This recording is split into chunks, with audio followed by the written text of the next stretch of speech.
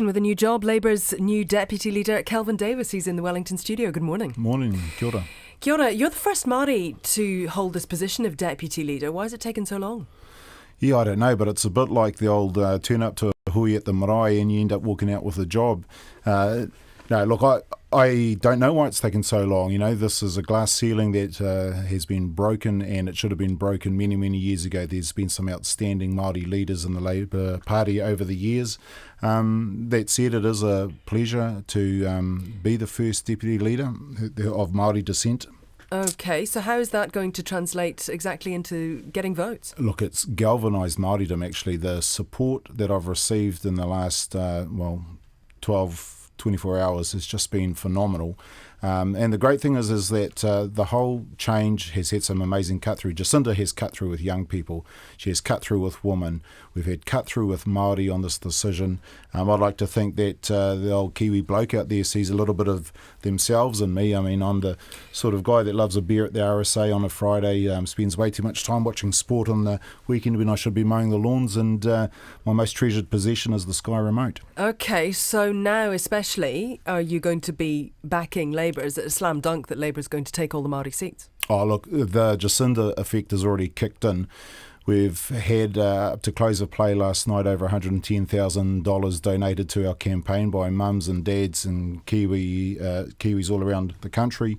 We've had over 600 volunteers, new volunteers, put their hand up and say that they want to help out in our campaign. The support has been phenomenal, and I'd like to think that's just the start, and we'll see a surge in support from here. Okay, so are you going to be put back onto the party list? Is that how the rules work? Yeah, that's a constitutional sort of detail that I'm not really fussed about. You know, that'll just be worked through. Okay, but does that also mean that the situation for the other Māori MPs should be revisited? Should they go back on the list? No, I don't think so. This is about the deputy leader, not about anyone else, and that our Māori MPs made the decision to come off the list for our reasons. You know, we hope to see more Māoris come in on the list because of us stepping off. So, that plan worked really well.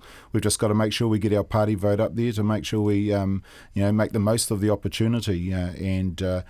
We're just really looking forward to the next 7 weeks. Do you think Trevor Mallard is right when he says that you'll be able to put about 10 points on in the polls? That would take you to sort of mid-30s. I'm positive that that's going to happen. Like I say, the Jacinda effect has already kicked in, with all that support and all that money rolling in. And like I say, to me, it's just the start. I think our support will kick on from here. So with you two stepping up, you're confident that you're going to be able to turn this around in significant effect in a very short time? Oh, well, you just need to look at how articulate and intelligent Jacinda is and how she just connects with people.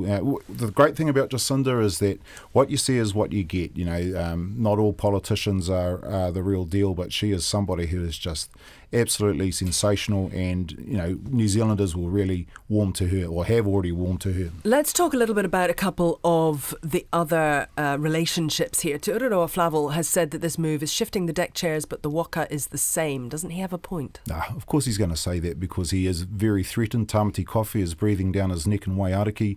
And like I say, Māori have been galvanised by the decision yesterday to appoint me as deputy leader, and they're really threatened, so they have to sort of come out kicking and fighting and talking like that. That's just what you expect. That's politics. Nonetheless, though, you did come into politics over the foreshore and seabed issues. So are you wanting to forge a closer alliance with the Māori Party?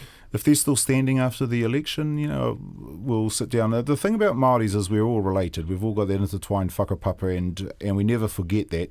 So, we'll establish relationships with whoever's left standing after the election. Talking of relationships, you have close relationships with Winston Peters and Shane Jones. Is that moving Labour closer to New Zealand first? Are you going to be the bridge here? Oh, we'll see. I mean, there's no secret. I've got a lot of time for both of them, and we're all Māoris from up north.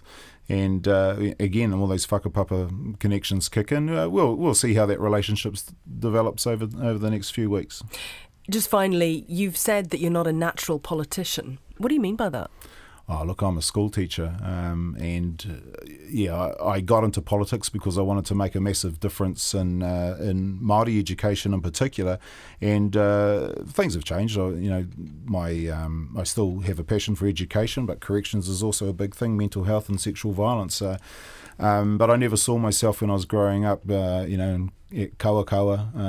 In Kawakawa, I never saw myself as a politician. It's just one of those things that's occurred. Thank you very much for your time. Thanks for coming into the studio too in Wellington. Kelvin Davis there, the new Deputy Leader of the Labour Party. It's 28 minutes past 7. All right, let's dig into this a little more now and go to two political commentators or political experts, if you like. Labour Party insider Stephanie Rogers is with us. Good morning to you. Morning. Also, Claire Robinson, who's a political marketing expert at Massey University. Good morning, Claire. Morning, Garner. I want to start with you because I remember your observations in similar kind of...